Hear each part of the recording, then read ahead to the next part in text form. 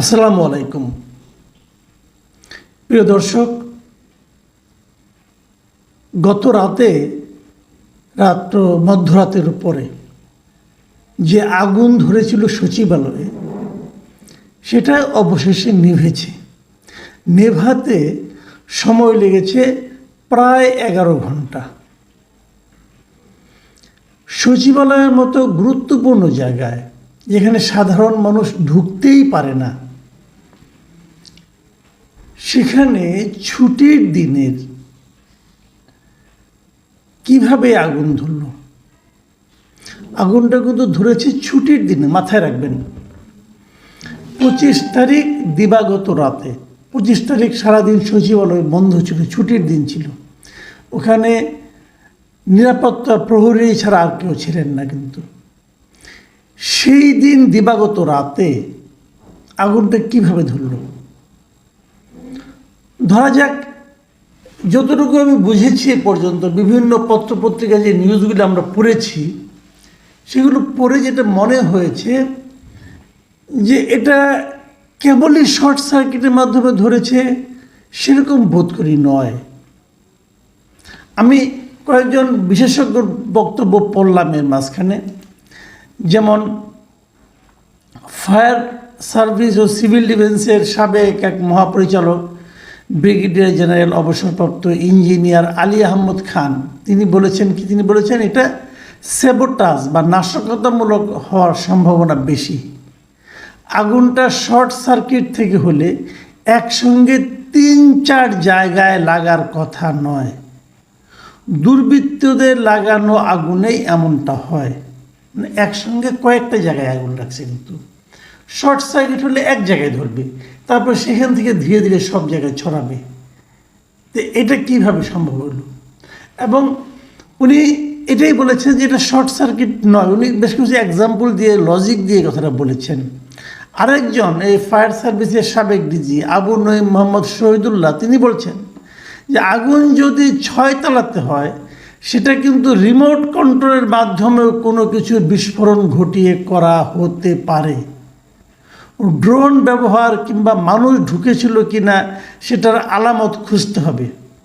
এটা স্যাবোটাজ না এমন ভাবার কোনো কারণ নাই। তার মানে উনিও এটাকে স্যাবোটাজই বলছেন।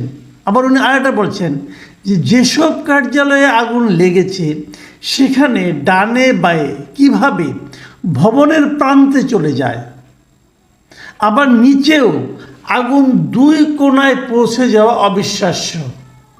এখানে বারুদের ব্যবহার হতে পারে, সেটাও তদন্তে খুঁজতে হবে। তাহলে মোটামুটি ধরে নেওয়া যাচ্ছে যে আগুনটা লাগানো হয়েছিল, আগুনটা লেগে যায়নি। এখন যে প্রশ্নটা শুরুতে করেছিলাম, যে ছুটির দিনে কিভাবে লাগলো? তাহলে যদি কেউ ওখানে বোম রেখে সে আসে, অথবা অন্য কেউ কিছু করে থাকে, যদি সে বহিরাগত কেউ হয়, তাহলে তো সে আগের দিন গিয়েছিল। আগের দিন গেল 24 তারিখে, 25 তারিখ সকাল থেকে ছুটি, ওখানে কেউ যায়নি। 25 তারিখ দিবাগত রাত 1:30টার পরে আগুনটা ধরেছে। তাহলে এই যে একটা লম্বা সময়, 24 ঘন্টারও বেশি সময়, এটা কিভাবে সম্ভব হলো ওখানে? তাহলে কি উনি যদি আগুন লাগিয়ে এসে থাকেন, সেটা তো মানে 2-3 ঘন্টার মধ্যে জ্বলে যাওয়ার কথা। তার মানে এটা রিমোট কন্ট্রোলের মাধ্যমে হতে পারে, স্যাবোটাজ হতে পারে, টাইম বোম হতে পারে, একসঙ্গে অনেক জায়গায় হতে পারে, অথবা ওই সময়ে তারা হয়তো ভেতরেই ছিল। অনেক কিছু হতে পারে, আমি জানি না কিভাবে।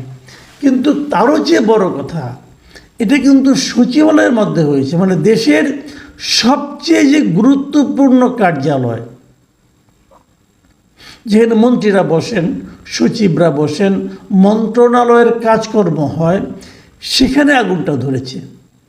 এই আগুন নিয়ে আমি বিদেশের পত্রিকা, ইন্ডিয়ার পত্রপত্রিকায় দেখলাম, তারাও কিন্তু এটা নিয়ে বেশ বড় বড় শিরোনাম করেছে, কেন এই আগুনটা ধরল। এখন এই প্রশ্নের জবাব আপনি কি দিবেন? অনেকে দ্রুত বলে ফেলেছে, অনেক উপদেষ্টা বলেছেন যে দুর্নীতির বিরুদ্ধে তারা যে লড়াই করছে সেটাকে থামানোর জন্য হয়েছে, কেউ বলছেন এটা স্যাবোটাজ হয়েছে, ছাত্ররা বলছে এটা ষড়যন্ত্র চলছে, এরকম অনেক কিছুই কিন্তু বলা হয়েছে।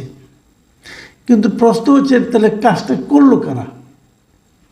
আমি সবসময় যে কথাটা বলি, এটা আমি বলি না, এটা অপরাধ বিজ্ঞানীরাই বলে, যখন এরকম কিছু একটা অপরাধ সংগঠিত হয় তখন আপনি প্রথম দেখবেন এই সংগঠিত অপরাধের ফলে লাভবান কে হচ্ছে, মানে কারা বেনিফিশিয়ারি এটার, এটা হলে কার লাভ হয়। এই প্রশ্নগুলো কিন্তু আমাদের একজন উপদেষ্টা আসিফ মাহমুদও তুলেছেন। তিনিও বলেছেন ওনারা নাকি বেশ কিছু দুর্নীতির কাজকর্ম করছিলেন, দুর্নীতির কিছু কিছু দলিলপত্র ছিল, বিশেষ করে মানে লোকাল গভর্নমেন্টের। তো সেখানেও হতে পারে, কিন্তু যেগুলো পড়া হয়েছে এগুলো তো কাগজ পড়েছে।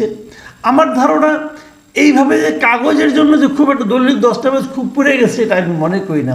কারণ যেগুলো পড়েছে এটার কপি নিশ্চয়ই আছে কোথাও না কোথাও। এবং তারও চেয়ে বড় কথা, আজকাল তো সমস্ত আলাপ আলোচনা, তারপরে আপনার করসপন্ডেন্স যেগুলো হয়, চিঠিপত্র লেনদেন সবই তো কম্পিউটারাইজ, এগুলো সার্ভারেও থাকার কথা। কাজে ওর মাধ্যমে যে খুব বেশি একটা ঝামেলা হয়ে যাবে আমি তা মনে করি না। তাহলে এটা কি, এটাকে সরাসরি কোনো ক্ষতি হবে এটা আমার মনে হয় না খুব একটা। আমি জানি না অবশ্য, এটা তদন্ত হতে পারবে, বেরিয়ে আসবে। আমার ধারণা যে এরকম দুর্নীতিকে বাধাগ্রস্ত করার জন্য সরকারের অনেক গুরুত্বপূর্ণ তথ্য একদম বিনষ্ট, চিরস্থায়ীভাবে বিনষ্ট করার জন্য এগুলো হয়েছে, এটা আমার কাছে মনে হয় না। কারণ সব ফাইলেরই কপি কোথাও না কোথাও থাকার কথা। তাহলে ঘটনাটা ঘটল কেন? তাহলে এটা কি কোনো হুমকি? এটা কি কারো কোনো একটা গোষ্ঠী নিজেদের সক্ষমতা প্রমাণ করার জন্য এই কাজটা করেছে? সরকারকে বোঝাতে চেয়েছে দেখো আমরা চাইলে কিন্তু পারি? এমন কি কেউ? তাহলে কারা তারা কারা? তারা কি কোনো পলিটিক্যাল পার্টি, আওয়ামী লীগ? এটা কিন্তু বলা কঠিন। আবার ধরেন গত দুদিন ধরে সচিবালয়ের সবচেয়ে বড় ঘটনা কোনটা? সচিবালয়ে বলেন অথবা সরকারের প্রশাসনে বলেন, সেটা কোনটা? সেটা হলো বিভিন্ন ক্যাডার নিয়ে আন্দোলন। প্রশাসন ক্যাডার তারা আন্দোলন করতেছে, আলটিমেটাম দিচ্ছে। আবার প্রশাসন ক্যাডারের বাইরে যে আছে 26 ক্যাডারে যারা আছে তারা আন্দোলন করতেছে, তারাও পাল্টা হুমকি দিচ্ছে। প্রশাসনের ক্যাডারদের এই সমস্ত মানে আপনার হইচইয়ের কারণে সচিবালয়ের মধ্যে বিশৃঙ্খলা তৈরি হচ্ছে, এগুলো তো আছেই। এবং প্রশাসন ক্যাডার বলতে এখন যেটা বোঝায়, ধরেন গত 2 বছর 3 বছর 5 বছর আগে যারা ক্যাডার ছিল, এখনও যারা বিভিন্ন গুরুত্বপূর্ণ পদে আছে, তারা সবাই কিন্তু আওয়ামী লীগ সরকারের আমলে। কাজেই আওয়ামী লীগ কি তাদের দিয়ে কিছু করাচ্ছে? আমি কিন্তু এই সন্দেহগুলো করবো, কারণ আমি সবসময় কিন্তু আওয়ামী লীগের আমলাদের উপর নির্ভর করতে চাই নাই। আমি সবসময় বলেছি যে আন্দোলনের মাধ্যমে আসা একটা সরকার কখনো যাদেরকে সরিয়ে তারা আসলো সেই সরকারের আমলা দ্বারা পরিচালিত হলে পরবর্তী সরকার ক্ষতিগ্রস্ত হতে বাধ্য। এবং এটা আমি একদম শুরুর দিন থেকেই বলে এসেছি। আপনারা ইউটিউবে খুঁজলে বহু এরকম নমুনা পাবেন। এবং আমি উদাহরণ দিয়ে বলেছি যে বঙ্গবন্ধু শেখ মুজিবের সরকার যে 3.5 বছরের বেশি টিকতে পারেনি, তার কারণ হলো উনিও এসে কিন্তু সেই পরাজিত পাকিস্তান যে সরকার ছিল তাদের আমলার উপর নির্ভর করেছিলেন। এখন এগুলি কি সেরকম কিছু? আবার অতি দ্রুত যারা সিদ্ধান্ত দিয়ে দিচ্ছেন, যারা ষড়যন্ত্র তত্ত্ব খুঁজছেন, অনেকেও হতে পারে সেই ষড়যন্ত্র তত্ত্বের মাধ্যমে কিন্তু আবার আরেকটা প্রবণতা দেখা যায়। সেটা হলো যারা দেখতে পারি না অথবা যে দলকে অপছন্দ করি সেই দলের লোকজনদের নাম দিয়ে তাদের একটু শায়েস্তা করা, যে প্রবণতা আমরা 15 বছর আওয়ামী লীগের মধ্যে দেখেছিলাম। কোথাও ওটা আগুন ধরলো, যেই ধরুক, অ্যাক্সিডেন্টই হোক, মশার কয়েলেই আগুন ধরুক, দেখা যেত আওয়ামী লীগ সরকার তার মধ্যে বিএনপির কেন্দ্রীয় নেতাদের নাম জড়িয়ে দিতেন, জামাতের লিডারদের নাম জড়িয়ে দিতেন, এবং একটা তাদের খুব প্রিয় একটা শব্দ ছিল আগুন সন্ত্রাস। তারা এগুলি করতেন। এখন পার্কে আমরা পুনরাবৃত্তি পাবো, সেটাও কিন্তু একটা প্রশ্ন। তো এই সবগুলি মিলিয়ে কি দাঁড়াবে সামনের দিনগুলোতে?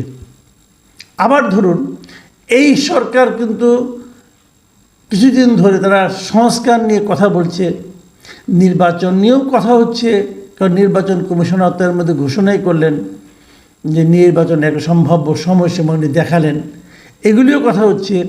তো তার মধ্যে এই আগুন তাদেরকে স্বাভাবিক গতি যে পথ, সেই পথের মধ্যে কোনো বাধার সৃষ্টি করবে, সেটাও হতে পারে। যারা বিলম্বিত নির্বাচন চান, যারা নির্বাচনকে বিলম্বিত করতে চান, তাদেরও কোনো চিন্তা এখানে কাজ করতে পারে।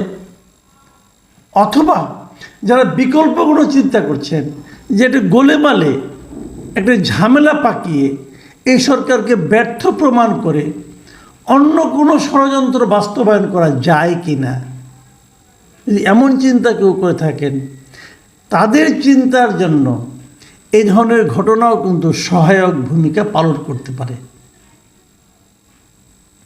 কাজেই সব দিকেই নজর দিতে হবে। এর মধ্যে সরকার তদন্ত কমিটি গঠন করেছে এবং সে তদন্ত কমিটি রিপোর্ট দিবে। আমি অবশ্য এই ধরনের তদন্ত কমিটির উপর খুব একটা ভরসা করি না। এই কারণে এই ধরনের তদন্ত কমিটি আসলে বজ্রাটনি ফসকা গেরুর মতোই হয়। তারপরও আমরা দেখি খুব দ্রুতই তো 3 দিনের মধ্যে রিপোর্ট দেওয়ার কথা, আমরা 3 দিন অপেক্ষা করি, দেখি সরকার এখান থেকে আসলে কি ইঙ্গিতটা আমাদের জন্য বয়ে আনেন। প্রিয় দর্শক, এখন এই পর্যন্তই। আল্লাহ হাফেজ।